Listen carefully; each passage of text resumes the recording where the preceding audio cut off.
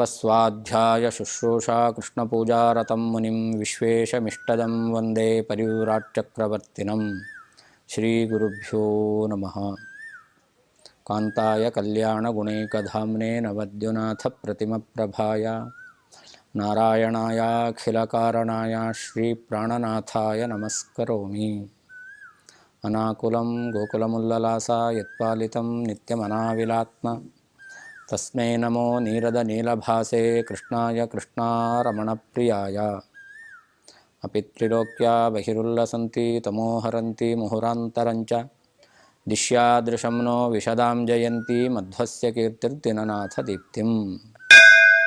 ವಾಸುದೇವಾಚಾರ್ಯರು ಗುರುಕುಲದಲ್ಲಿ ಅಧ್ಯಯನವನ್ನು ಮುಗಿಸಿ ನಂತರ ಸನ್ಯಾಸವನ್ನು ಸ್ವೀಕಾರ ಮಾಡಬೇಕು ಎಂಬುದಾಗಿ ಸಂಕಲ್ಪ ಮಾಡಿದ್ದಾರೆ. ಯಾರಿಂದ ಸನ್ಯಾಸವನ್ನು ಸ್ವೀಕಾರ ಮಾಡೋದು ಎಂಬುದಾಗಿ ವಿಚಾರ ಮಾಡುವ ಸಂದರ್ಭದಲ್ಲಿ ಅಚ್ಯುತ ಪ್ರಜ್ಞರು ಎಂಬುದಾಗಿ ಆ ಹಂಸನಾಮಕ ಪರಮಾತ್ಮನ ಆದೇಶದಿಂದ ಸನ್ಯಾಸಿಗಳ ಪರಂಪರೆಯಲ್ಲಿ ಬಂದಂತಹ ಒಬ್ಬ ಶ್ರೇಷ್ಠ ಯತಿಗಳಿದ್ದರು. ಅವರು ಹಿಂದಿನ ದ್ವಾಪರ ಯುಗದಲ್ಲಿ ಪಾಂಡವರ ಜೊತೆಯಲ್ಲಿ ವಾಸ ಮಾಡಿದವರು. ವಿಶೇಷವಾಗಿ ಋಷಿಧರ್ಮದಿಂದ ಸನ್ಯಾಸ ಧರ್ಮದಿಂದ ಇದ್ದು ಭಾರತೀ ದೇವಿಯ ಕೈಯಿಂದ ಊಟವನ್ನು ಮಾಡಿದ, ಅವಳಿಂದ ಭಿಕ್ಷೆಯನ್ನು ಪಡೆದಂತಹ ಯೋಗ್ಯ ಋಷಿಗಳಾಗಿದ್ದರು. ಆ ಭಾರತೀ ದೇವಿ ಅವತಾರಭೂತಳಾದ ದ್ರೌಪದಿಯಿಂದ ಊಟ ಮಾಡಿದ ಫಲವಾಗಿ ಶುದ್ಧವಾದ ಅಂತಃಕರಣವನ್ನು ಹೊಂದಿದವರಾಗಿದ್ದರು ಅಂತ ನಿರೂಪಣೆ ಮಾಡಿದರು. ಮುಂದೆ ಅವರು ಅದ್ವೈತ ಸಿದ್ಧಾಂತವನ್ನು ಅಧ್ಯಯನ ಮಾಡಿದರು. ಅಂತಹ ಅವರಿಗೆ ಈ ಅದ್ವೈತ ಸಿದ್ಧಾಂತವನ್ನು ಅಧ್ಯಯನ ಮಾಡಿ ಅದನ್ನು ಓದಿದ್ರಿಂದ ಅವರಿಗೆ ಮನಸ್ಸಿನಲ್ಲಿ ಯಾವ ರೀತಿಯಾದಂತಹ ಭಾವನೆ ಇತ್ತು ಅದನ್ನು ವರ್ಣನೆ ಮಾಡ್ತಾರೆ. ಅಭೂತ್ಕುಶಾಸ್ತ್ರಾಭ್ಯಸನಂ ನ ಪಾತಕಂ ಕ್ರಮಾಗತಾದ್ವಿಪ್ರತಿಸಾರತೋಯತೆ ಯಥಾ ಕುಶಸ್ತ್ರಾಧ್ಯಸನಂ ಮುರದ್ವಿಷಃ ಪದಾಂಬುಜೇ ವ್ಯಾಧವರಸ್ಯ ಗರ್ಹಿತಂ. ಇವರು ಅದ್ವೈತ ಶಾಸ್ತ್ರವನ್ನು ಅಧ್ಯಯನ ಮಾಡಿದ್ದಾರೆ. ಆದರೆ ಅವರಿಗೆ ಕ್ರಮಾಗತಾತ್, ಅದು ಸಂಪ್ರದಾಯದಿಂದ ಅದ್ವೈತ ಶಾಸ್ತ್ರ ಎಂಬತಕ್ಕಂಥದ್ದು ಅಧ್ಯಯನ ಪರಂಪರೆಯಲ್ಲಿ ಬೆಳೆದು ಬಂದಿತ್ತು. ಅದರಿಂದಾಗಿ ಅವರು ಅಧ್ಯಯನ ಮಾಡಿದರು. ಆದರೆ ಅವರಿಗೆ ಅದರಿಂದ ಪಾಪ ಬರಲಿಲ್ವಾ ಅಂತಂದರೆ ಅದನ್ನು ಹೇಳ್ತಾರೆ, ಆ ಅಧ್ಯಯನ ಮಾಡಿದಂತಹ ಅಚ್ಯುತ ಪ್ರಜ್ಞರಿಗೆ ಈ ಶಾಸ್ತ್ರ ಎಂಬತಕ್ಕಂಥದ್ದು ಸರಿಯಿಲ್ಲ ಅಂತ ಅಧ್ಯಯನ ಮಾಡಿದಾಗ ಅವರಿಗೆ ಇದು ಭಗವಂತನ ನಿರ್ಗುಣತ್ವವನ್ನು, ನಿರಾಕಾರತ್ವವನ್ನು, ಜೀವಬ್ರಹ್ಮರ ಅಭೇದವನ್ನು ಹೇಳ್ತಾ ಇದೆ ಎಂಬುದಾಗಿ ಅವರಿಗೆ ಮನಸ್ಸಿನಲ್ಲಿ ಅನಿಸಿತ್ತಂತೆ. ಅದರಿಂದಾಗಿ ಅವರು ಪಶ್ಚಾತ್ತಾಪ ಪಟ್ಟಿದ್ದಾರೆ. ಅಲ್ಲದೇ ಮುಂದೆ ತಮ್ಮ ಶಿಷ್ಯರಾಗಿ ಬಂದಂತಹ ವಾಸುದೇವಾಚಾರ್ಯರು ಸನ್ಯಾಸಿಗಳಾಗಿ ಅವರು ಏನು ವೇದವ್ಯಾಸ ದೇವರು ರಚನೆ ಮಾಡಿರುವಂತಹ ಬ್ರಹ್ಮಸೂತ್ರಗಳಿಗೆ ಭಾಷ್ಯವನ್ನು ಬರೆದಿದ್ದಾರೆ. ಆ ಭಾಷ್ಯವನ್ನು ಅವರ ಮುಖದಿಂದಲೇ ಕೇಳುವ ಮೂಲಕ ಅವರು ತಮ್ಮ ಅಜ್ಞಾನವನ್ನು, ವಿಪರೀತ ಜ್ಞಾನವನ್ನು ಪರಿಹಾರ ಮಾಡಿಕೊಂಡಿದ್ದಾರೆ. ಜೊತೆಯಲ್ಲಿ ಪಶ್ಚಾತ್ತಾಪ ಪಟ್ಟಿದ್ದಾರೆ. ಶಾಸ್ತ್ರ ಹೇಳ್ತಾ ಇದೆ ನಾವು ತಪ್ಪು ಮಾಡಬಹುದು, ಆದರೆ ತಪ್ಪು ಅಂತ ಗೊತ್ತಾದ ಮೇಲೆ ಪಶ್ಚಾತ್ತಾಪ ಪಡ್ತೇವೆ ಅಂತಂದರೆ ಅದು ದೊಡ್ಡ ಪ್ರಾಯಶ್ಚಿತ್ತ ಅಂತ. ಅದಕ್ಕೆ ಒಂದು ಉದಾಹರಣೆಯನ್ನು ಕೊಡ್ತಾರೆ. ಯಥಾ ಕುಶಸ್ತ್ರಾಧ್ಯಸನಂ ಮುರದ್ವಿಷಃ ಅಂತ. ಶ್ರೀಕೃಷ್ಣ ಪರಮಾತ್ಮ ಯಾದವ ಕುಲವನ್ನು ಸಂಹಾರ ಮಾಡಬೇಕು ಎಂಬುದಾಗಿ ಸಂಕಲ್ಪಿಸಿ ಯಾದವರಿಗೆ ಬ್ರಾಹ್ಮಣರ ಶಾಪ ಬರುವಂತೆ ಭಗವಂತ ಎಲ್ಲ ನಿಯಮನವನ್ನು ಮಾಡಿದ. ಆ ಬ್ರಾಹ್ಮಣರ ಶಾಪವನ್ನೇ ನಿಮಿತ್ತವಾಗಿಟ್ಟುಕೊಂಡು ಶ್ರೀಕೃಷ್ಣ ಪರಮಾತ್ಮನೂ ಕೂಡ ಈ ಭೂಮಿಯನ್ನು ತ್ಯಾಗ ಮಾಡಿದ. ಆ ಸಂದರ್ಭದಲ್ಲಿ ಭಗವಂತ ಒಂದು ಆಲದ ಮರದ ಕೆಳಗಡೆ ಕುಳಿತಾಗ ಒಬ್ಬ ಬೇಡ ಆ ಯಾದವರಿಗೆ ಏನು ಶಾಪ ಬಂದಿತ್ತು, ಒನಕೆಯಿಂದಲೇ ಅವರು ಹೊಡೆದಾಡಿಕೊಂಡು ಸಾಯಲಿ ಅಂತ ಆ ಒನಕೆಯನ್ನು ಚೂರು ಮಾಡಿ ಸಮುದ್ರದಲ್ಲಿ ಎಸೆದಿದ್ರು. ಆ ಕೊನೆಗೆ ಉಳಿದಿರ್ತಕ್ಕಂಥ ಭಾಗ ಅದು ಒಬ್ಬ ಬೇಡನಿಗೆ ಸಿಗುತ್ತೆ. ಆ ಸಮುದ್ರದಲ್ಲಿ ಹಾಕಿದಂತಹ ಕಬ್ಬಿಣದ ಚೂರು ಅದನ್ನು ಮೀನು ನುಂಗಿರುತ್ತೆ. ಬೇಡ ಆ ಮೀನನ್ನು ಹಿಡಿದು ತನ್ನ ಆಹಾರವನ್ನಾಗಿ ಅವನು ಸ್ವೀಕಾರ ಮಾಡುವ ಸಂದರ್ಭದಲ್ಲಿ ಆ ಮೀನನ್ನು ಸೀಳಿದಾಗ ಅದರ ಹೊಟ್ಟೆ ಒಳಗಡೆ ಒಂದು ಸಣ್ಣ ಕಬ್ಬಿಣದ ತುಂಡು ಸಿಗುತ್ತೆ. ಆ ಸಿಕ್ಕ ಕಬ್ಬಿಣ ತುಂಡನ್ನು ತನ್ನ ಬಾಣಕ್ಕೆ ಅವನು ಜೋಡಿಸಿಕೊಂಡು ಆ ಬಾಣವನ್ನು ಕೃಷ್ಣ ಪರಮಾತ್ಮ ಈ ಭೂಮಿಯಲ್ಲಿ ಅವತಾರ ಕಾರ್ಯವನ್ನು ಸಮಾಪ್ತಿ ಮಾಡಿ ಅವನು ವೈಕುಂಠಕ್ಕೆ ತೆರಳಬೇಕು ಎಂಬುದಾಗಿ ಸಂಕಲ್ಪ ಮಾಡಿದಾಗ ಒಂದು ವೃಕ್ಷದ ಬುಡದಲ್ಲಿ ಕೃಷ್ಣ ಪರಮಾತ್ಮ ಕುಳಿತಿರ್ತಾನೆ. ಆ ಬೇಡ ಯಾವ ಕಬ್ಬಿಣದ ತುಂಡನ್ನು ತನ್ನ ಬಾಣಕ್ಕೆ ಜೋಡಿಸಿಕೊಂಡಿದ್ದನೋ ಅವನು ಆ ದೂರದಲ್ಲಿ ಕುಳಿತ ಕೃಷ್ಣನನ್ನು ಒಂದು ಬೇಟೆಯಾಡುವ ಜಿಂಕೆ ಪ್ರಾಣಿ ಎಂಬುದಾಗಿ ಭಾವಿಸಿ ಅವನ ಕಾಲಿಗೆ ಅವನು ಬಾಣವನ್ನು ಬಿಡ್ತಾನೆ.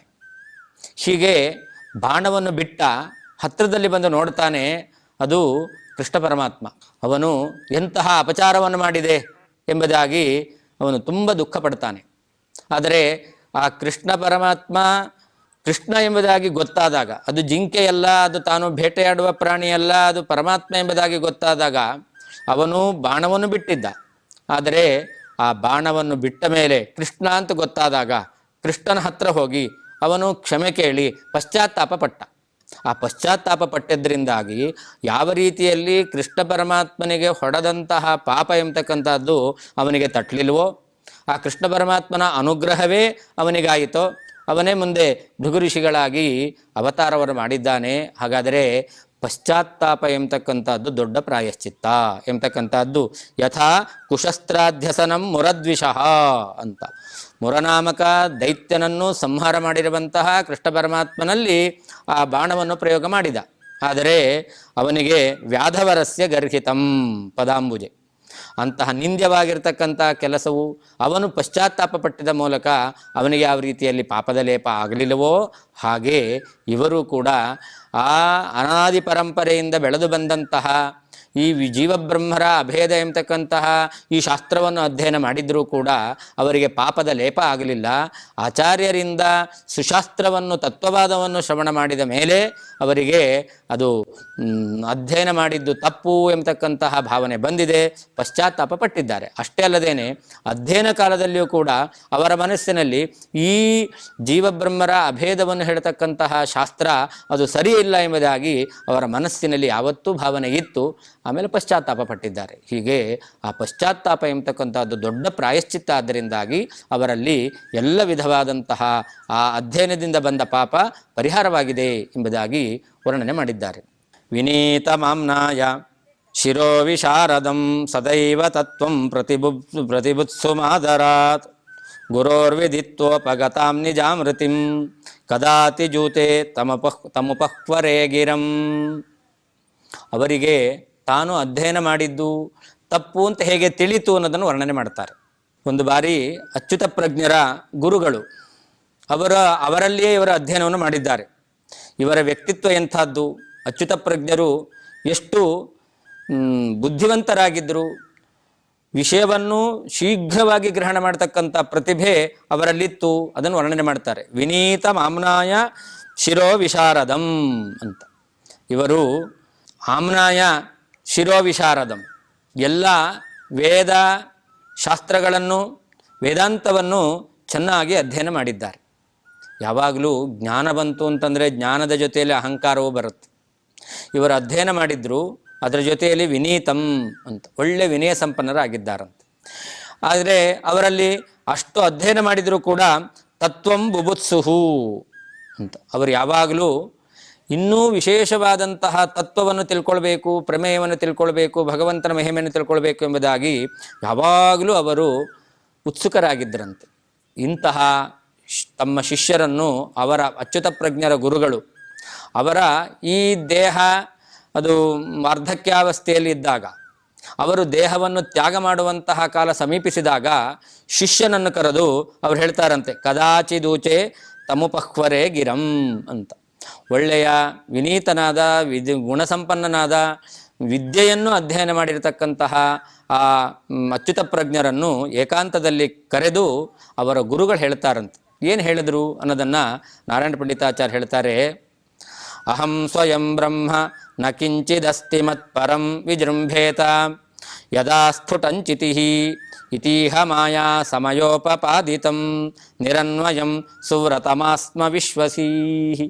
ಆ ಗುರುಗಳು ಅಚ್ಯುತ ಪ್ರಜ್ಞರಿಗೆ ಹೇಳ್ತಾರೆ, ಲೋಕದಲ್ಲಿ ಅಹಂ ಬ್ರಹ್ಮ ಅಂತ, ನಾನು ಬ್ರಹ್ಮನಾಗಿದ್ದೇನೆ, ಕಿಂಚಿತ್ ಅಸ್ತಿ ಪರಂ ನ, ನನಗಿಂತ ಭಿನ್ನವಾದದ್ದು ಯಾವುದೂ ಇಲ್ಲ. ನ ಕಿಂಚಿದಸ್ತಿ ಪರಂ, ನನಗಿಂತ ಭಿನ್ನವಾದದ್ದು ಬೇರೆ ಯಾವುದೂ ಇಲ್ಲ, ಎಲ್ಲವೂ ಕೂಡ ಅದು ತೋರಿಕೆಗೆ ಮಾತ್ರ, ಅದೆಲ್ಲವೂ ಸುಳ್ಳಾಗಿದೆ ಅಂತ.